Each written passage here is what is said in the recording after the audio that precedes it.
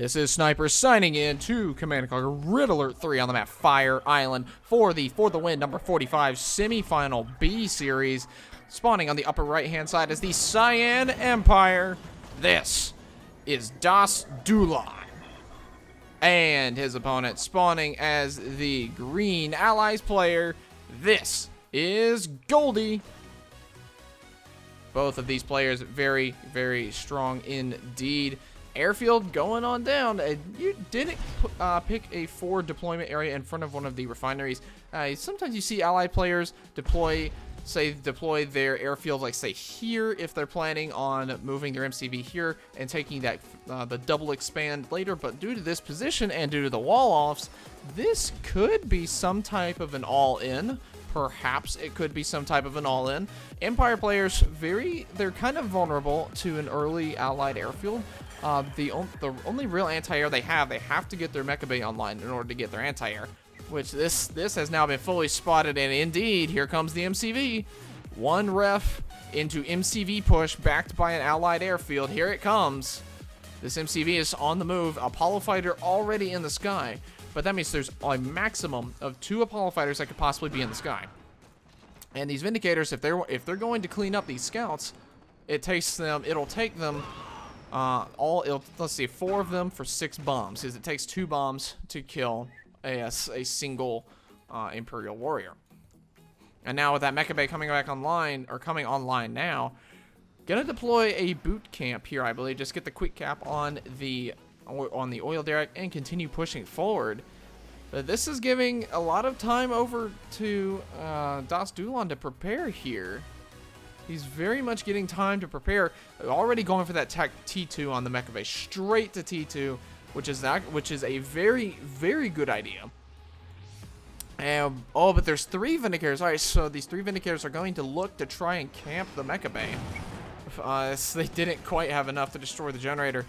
They could camp, which actually, if he builds this Striker VX right now, this is actually bad. Goldy should not have bombed with those Vindicators, I believe, because now they can't camp the mecha bay. And wait, that's a tsunami tank. Okay, never mind. It pays off, I suppose. Getting that tsunami tank out to go harass the MCV, which, from where it's deployed, I mean, this is turret push for days, is what this is. Turret push upon turret push upon turret push. This is what we're looking at here. Sudden transport. What are you gonna do, like some sort of Imperial warrior? It's a wonky little Imperial warrior run by or something or another? With 1 tank buster, oh, that could just get sniped right away. I would not be surprised if it did. Yep, here it comes, and oh, not quite enough. But that is a forward airfield. He sold the airfield back home, deploys a multi-gun turret. What is happening? What is this game? It's like, just gonna take 1 ref, 1 derrick, and build an airfield right outside my opponent's base. Yeah, great idea. Brilliant idea. Which now, sudden transport, good on Das.Duelon, paying attention there. If he can force this sell-off, if he's able to get in range and force the sell-off, which thanks to the redeploy of that airfield, he might actually be able to do it. He's gonna drop one of the bombs there, but that was just bad timing. He needs to get in there now before, well, he can't rebuild the wall anyway. Those Imperial warriors now can force the sell-off of that ore refinery. If they force the sell-off, that is nearly the only source of income left.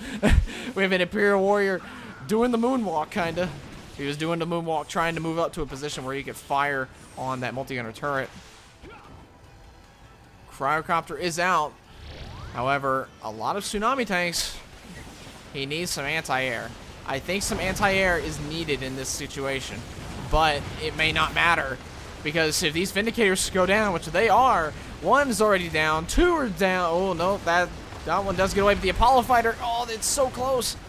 They are so close to going down. But he is microing his heart out. Goldy does not want to lose his stuff. That ore refinery has been destroyed. That is a lot of income now lost, but that is scratch 1 Vindicator at least off of the deck. The airfield itself is about to be in danger of going down. This Vindicator is also not looking very healthy. Multi-gunner turret does go down on the mainland. That's going to be a problem. Airfield is destroyed. Does he have the money to replace? Quite possibly. Oh, no. That's it. I get the feeling this might be it. This Cryocopter, if it freezes the Mecha Bay, it comes down to this. Can one more... If this is not a striker, it's game. It's striker. It's not over yet.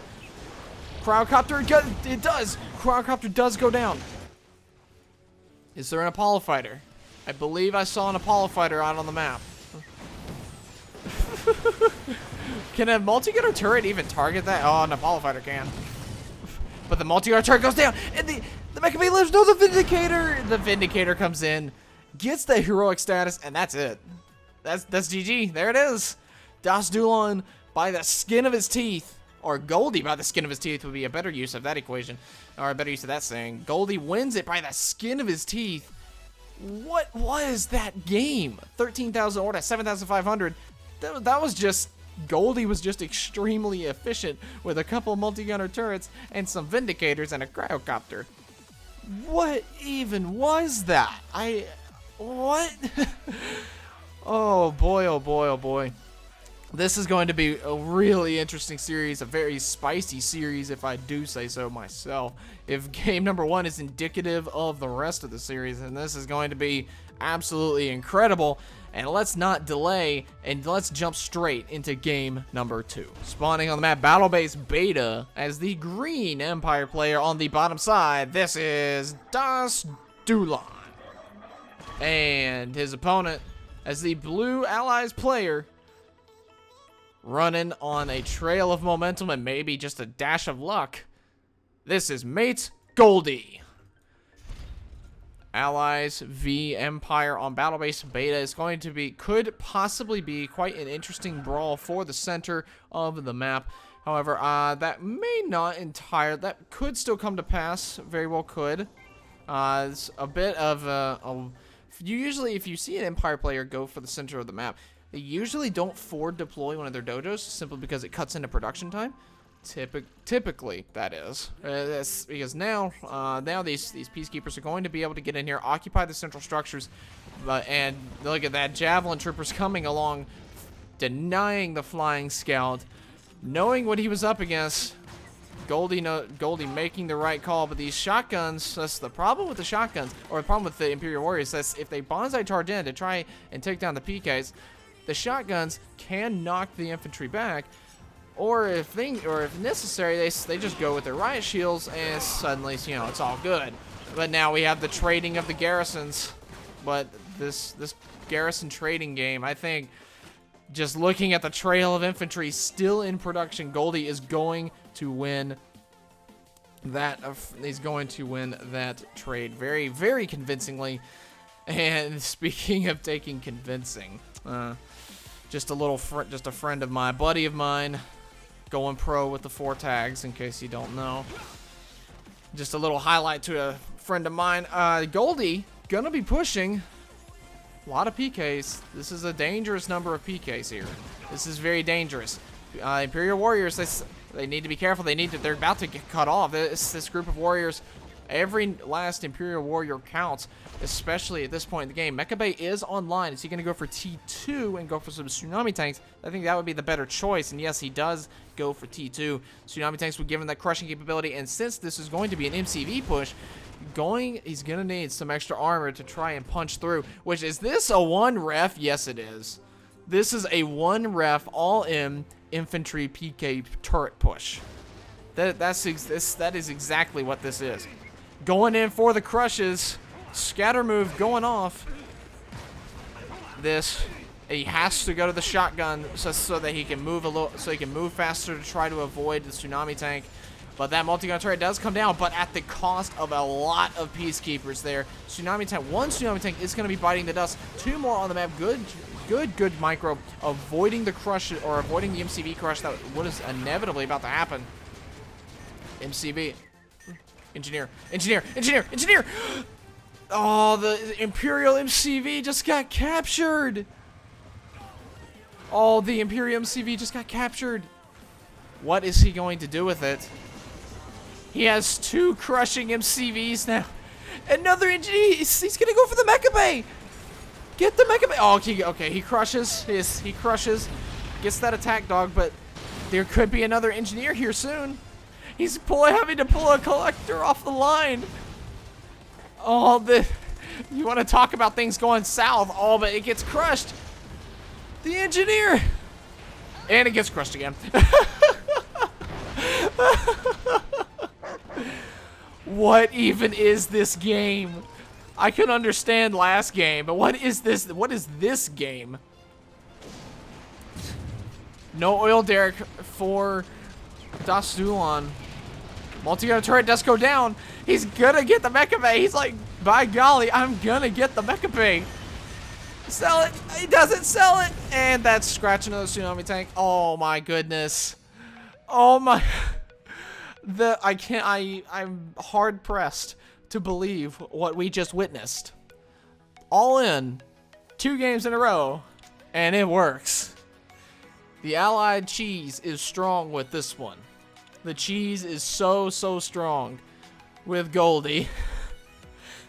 Again, Das.Duelon in the lead on the eco, but just he couldn't stop the MCV push. Oh me, oh my. Goldy, cheeky, you sly little cheeky dog. Time will only tell. Can Das.Duelon bring this back? We'll have to see. As since game 2 is concluded, let's jump into game number 3. Bringing us to the map, Cabana Republic. Spawning on the right side is the Green Empire player. This is Das.Duelon in need of some cheers. On the left side, riding a now bigger trail of momentum from Cheesy Win 1 and Cheesy Win 2. This is m8s Goldy. Getting that boot camp deployed in a bit of an odd spot, I guess. I guess he wanted an equidistant deploy so that he could go get what? Where's that? What is that engineer? So there may very well be a seaport soon.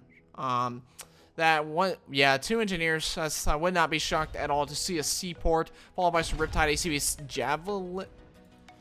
Is this gonna be a Riptide into the drop on the land back here? Is that what we're about to look at? Is that what's about to happen here? Javelins, they're trying to anti-scout this. They are trying to anti-scout this burst drone. He does not want these engineers to be spotted, but seeing the seaport go down there's a pretty solid chance that he may know what's up. The burst drone, once he confirms that is a Riptide coming out of that seaport, which really and honestly, that's the only realistic thing it would be. Das.Duelon is gonna know what's up. Mecha Bay already coming out. Could look to getting some. If I were in his shoes right now, Mecha Tengus, or is this just gonna be T2? I think it's building a little too slowly to be anything other than T2. Or to not be T2. Walling off his refineries, I think, is a very good idea, considering the kind of play we have witnessed earlier. But no, okay, Riptide just going to be used to take these oil derricks. However, Dojo has already been deployed on both of them, so that 500 is going to go back into the war chest for Das.Duelon. Both oil derricks falling into Das.Duelon's pocket, if only temporarily, as these engineers will eventually start moving out and recapping these derricks. The Tengus are out and about. Was that a Tengu? No, that was a Tengu. I suppose he just had a little bit of money problems. Perhaps that was it. And that's why it was building a tad bit slowly. But these tank busters, they know what's up. They know what's coming. Guard force is already present. Tengu harass jumping in to the main base of Goldy. Goldy's MCV is expanding, but it's currently bogged down by a burst drone. That's got to be irritating. Kind of needlessly picked up there. I don't think he needed to pick up there. With that Tengu anyway, I don't think he needed to pick up. This one's probably gonna want to pick up and get on out of there. He's not really gonna have the DPS to deal with this stuff over here before these Riptides get him. No meaningful damages. So he's gonna go for it. Oh, I see what he's trying to do. He was trying to use the burst drone detonation in combo with the honorable discharge, but the honorable discharge friendly fired and destroyed the burst drone before it could get its explosion, its detonation off safely. And that hurts. That'll hurt just a little bit. Sadly, no damage done in terms of destroyed prospectors. However, there's been a lot of lost mining time, so that does help recoup some of the losses for those Tangoose. Those two are the only sources of income right now, or the only refinery sources of income for Goldy. So losing income or losing mining time on both those is a very big detriment that you want to avoid that as much as possible. Airfield going down, advanced aeronautics already taken. But the Jet Tangoose, they're already out in force. 5 of them already in the sky. We'll have to see how they fare, how they stack up. Are there going to be Apollo fighters? Yes, indeed. There's one. There's one Apollo fighter, but really, well, with this boot camp here, they can't really camp the airfield. Not truly. They can't really camp the airfield. Bryce walking the wrong way. I think he's wanting to clear out this garrisonable structure. 2 Apollo fighters. That should be enough to. I don't know if they can quite. No, not this many tankers. Scratch 1 Apollo fighter. Will the other one go down? No, the other one is going to get away for the time being. Had there only been 5 Tangoose and not 7, the 2 Apollo fighters maybe would have been able to pull that off. These tank busters, if they are able to get in, which they are, tank busters are indeed able to get into the structure. And now Tangoose is going to be camping the airfield, forcing the Apollos off the deck. And the Apollos all go down. That is not good. That is not good for Goldy at all. Apollos destroyed. Only 2 Riptides and 2 Vindicators remain. 2 Riptides, 2 Vindicators, and now this is not good. Tank busters are in range of the airfield. Can that multi-gunner turret hit those tank busters? No, because they're behind. Well, they can hit this one. They can't hit that one. Scratch 1 Vindicator. Goes out for the suicide bomb so he can get both of the tank busters. But Goldy, this is situation desperate. He is sitting in a very desperate situation here. His only source of income, his only refinery source of income, about to be cut off. 1 prospector already down. The Reptides that were guarding his refineries are now also down. Point defense drones, if these things transform back up, now with point defense drones, these Apollo fighters will not stand a chance. Point defense drones make an absolute difference in these sorts of fights. Forcing the sell off on 1. Is this going to be the F move? Yes, it is. Slaps that F key. Transforms on top of the Apollos. That's going to be Scratch 1. And you see, with those point defense drones, not too much damage. About half health on one of his Tangoose, but other than that, not too much in terms of damage being done here. Putting the weaker ones on the ground, but that's another multi-gunner turret. Oh, man, allied multi-gunner turrets, they have the potential to be very, very irritating. Let's say that. They have the potential to be quite annoying in what they do. They're very good at what they do. Oh, Vindicator goes down. That's not what he needed. He did not need that. He did not need that Vindicator to go down like that. And now the airfield is under fire. There's Yari mini subs out. Naval Yard, or Imperial docks over here out on the water. Both derricks under the control of Das.Duelon, and that's going to be it. There it is. Goldy has been defeated. Das.Duelon bringing it back, getting himself on the board after being handed down the L in Game 1 and Game 2. Well played on Das.Duelon's part. He realized what his opponent was going for and just reacted in suit. Him taking control of the air game, that is probably the most important thing you can do. If you're up against an allied player and they're playing standard, they're not going for some sort of really wonky, weird, like multi-gunner IFV push with javelins in them, or like a combo push of Riptides out of the seaport and like PKs on out of boot camps. If they're playing pretty standard, they get an airfield up. You need to take control of the air. If you're able to get air control away from the allies, you're negating probably their strongest weapon is their air force. Just the versatility and the precision of the allied air force really is that's what allows it to be so daggone effective. And if you take that away from them, then suddenly you're sitting in Das.Duelon's shoes, where he is able to make the magic happen and running away with the income. 12,000 more in income than Goldy. That really tells the tale. When an Empire player is sitting that far ahead of an Allied player on income, that is, or on ore gathered overall income, about 1,700 ahead per minute. And that's 7-minute game, 1,700 ahead. That's absolutely brilliant. Which that average income per minute is kind of a misleading figure. It wouldn't take place, at the very beginning of the game. It took place for like the second half of the game. That's really where the income discrepancy started. But in any event, Das.Duelon playing exceptionally well. Goldy taking his first loss of the series. How will he respond? Well, we'll have to find out in game number 4. Which brings us to the map Snowplow, spawning as the now purple Empire player. On the top side, this is Das.Duelon. And his opponent, sticking with his green allies, this is Mates Goldy. Goldy didn't quite have the result that he was looking for in game number 3. Javelin Trooper already moving out across the bridge. What's the point here? Is he maybe aiming to catch this dojo? I mean, it's a little slow. If that's what he's aiming for, he's a tad bit slow. Which really, the dojos are, they're fast. They're just going to get here before the javelins can get across the bridge. No, maybe he's looking to just destroy the Derrick right away, prevent Das.Duelon from really capitalizing on it and really taking the advantage from it. One way or another, he's preemptively walled in one refinery, and he's not walling in another. So I'm predicting, and there's the airfield. I'm gonna predict the base push. There it is. There's the base push. Boot camp, power plant, airfield, refinery, MCV move. 4 structures, MCV move. This kind of worked in game 1. Game 1, I think. I think that was, yes, game 2.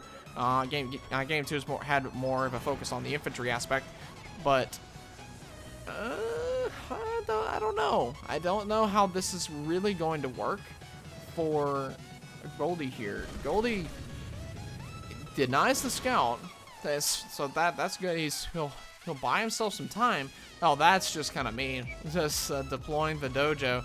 I think seeing the infantry that were coming up behind him, which now here they are, just deploys the dojo, try and slow down a potential expansion, but that expansion is not happening, because now with this MCV here, which I don't know if the vision had quite receded yet from that burst drone when that MCV deployed, so there's a very good chance that is already been spotted, and based on the massing of the Imperial warriors, my guess is that MCV has indeed been spotted.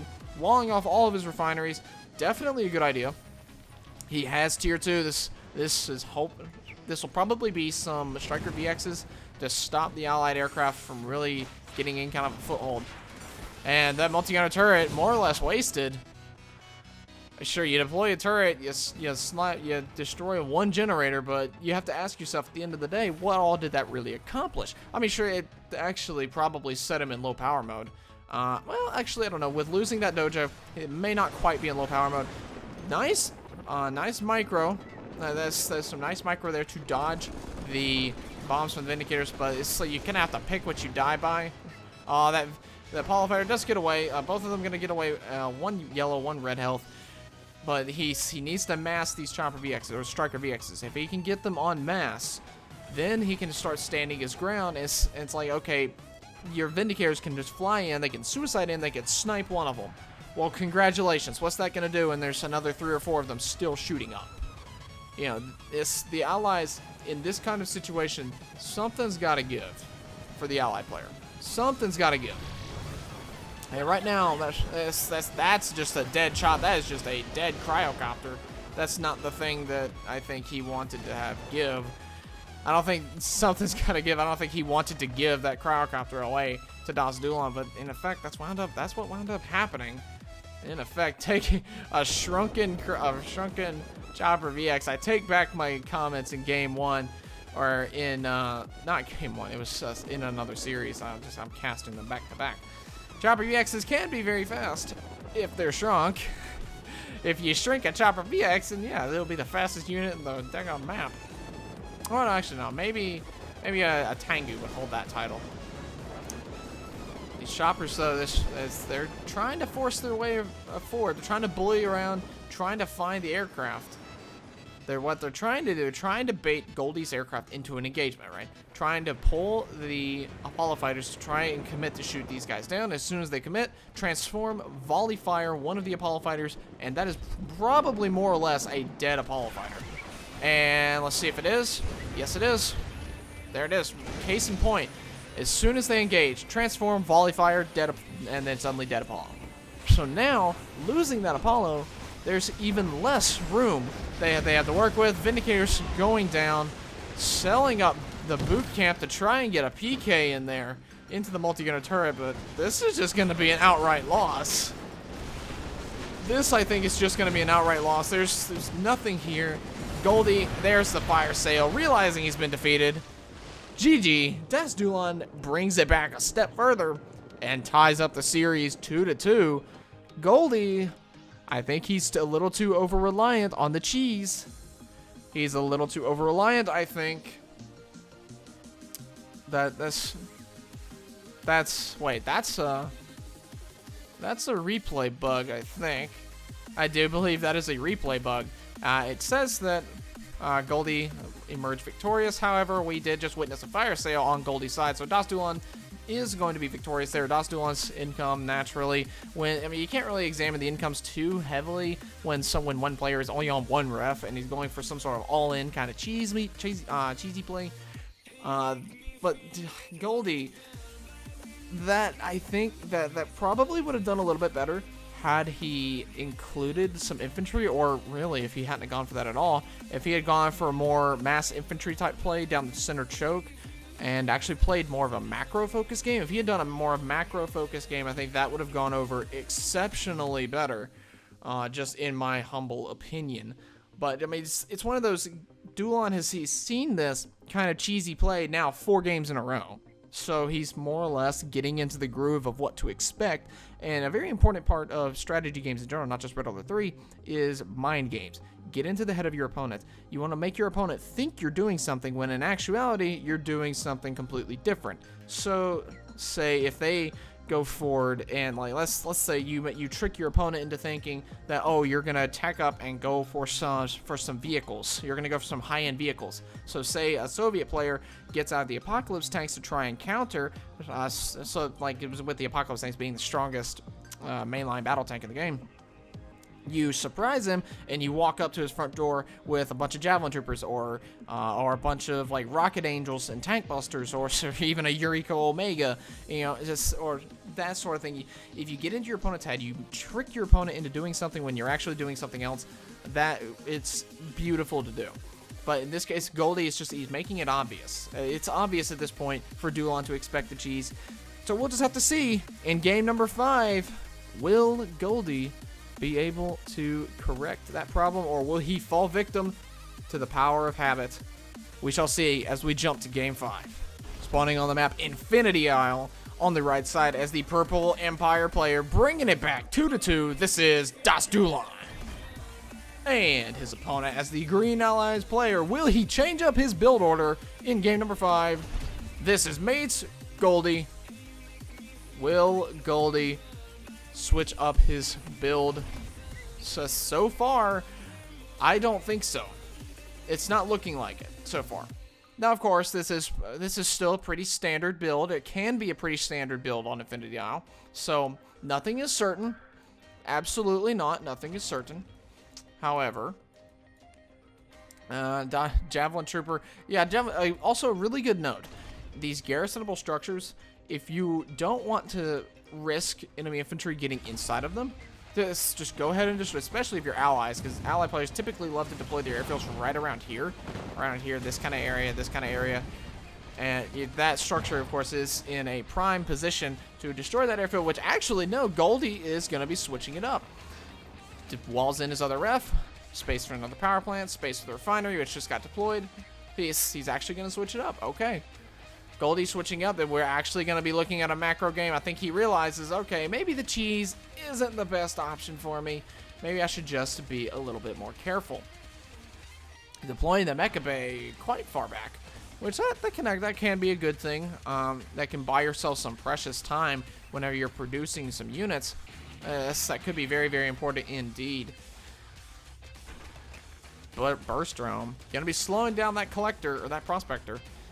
That's always just a little annoying for other factions to deal with whenever the Empire just plops a Burst Drone. It's like clamp and just clamps onto a prospector or a collector, just being that extra little annoying with their stuff. Airfield does go down, getting that Apollo fighter are probably going to be 2 and 2, a 2-2 split on that airfield. But third ref is already going to be happening, while no third ref for Das.Duelon. So what kind of pressure is he looking to put on with these Tengus? He's opting for more units instead of more eco, which that Apollo fighter does spot them, but I think he misunderstood, or he may have miscalculated how many Tengus there actually are. Four Tengus against 1 Apollo, those are not good odds for the Apollo fighter. The Apollo fighter will lose that pretty convincingly. Might take that, yeah, no, he'd probably take 1 Tengu down with him, but that's still not really a trade that you'd be wanting to make if you could at all help it. That is. One Dojo still maintaining that front line, just serving as an outpost if he needs to reinforce or if he needs to stall any kind of pressure coming out from Goldy. But Goldy, what's he really going for here? He's got a multi-unit turret queued up. I think he's hoping that Das.Duelon attacks into him first. That if he tries to attack into him, which if this refinery core gets spotted, which no lucky. Oh, that is very lucky. Those Vindicators dropping the bombs on the oil derrick. That is very, very lucky that he did not decide to he didn't get eyes on that refinery core and did not decide to go for it. Always one of the most frustrating moments as Empire is whenever that refinery core gets bombed into oblivion by 2 Vindicators. 2,500 for absolutely nothing in return. If you think losing an engineer stings, losing a refinery stings even worse. But now Seaport could be seeing some pressure. Riptide ACV is very likely going to be coming out onto the map. Those Tengus, though, they could get it. I think in that case, Das.Duelon would have been better just to give a move command and just simply try and follow the air trajectory. I don't think I can really draw an arrow on here aside from this box select. And that's actually going to be an assault destroyer. Hello. That's some serious prospector harass that's about to be coming in. Just bulldozing down the walls. Reminds me of a scene out of The Shining, if anyone's ever seen it. It's Johnny. Johnny, the assault destroyer, tearing down the walls. The only thing we need now is for an assault destroyer to tear down Donald Trump's wall, and that would be hilarious. But that'll be the last time I ever mention politics. Getting back here, Attack Dog eyeballing a potential attack route on this side of the map. Assault Destroyer just chilling. He did get slapped just a little bit by those tank busters. By a significant number of tank busters. Now that Assault Destroyer is going to think twice before coming back to the shore. Aircraft coming out, Chopper VX. PKs will spot. What's the response going to be? He's gonna have to. He's gonna need to switch. He's indeed going to need to switch those Chopper VXs down to the ground. If they do not, then of course, those Apollo fighters would take them down. But that's gonna be scratch 1 Vindicator at least, possibly 2. No, that is excellent bomb splitting.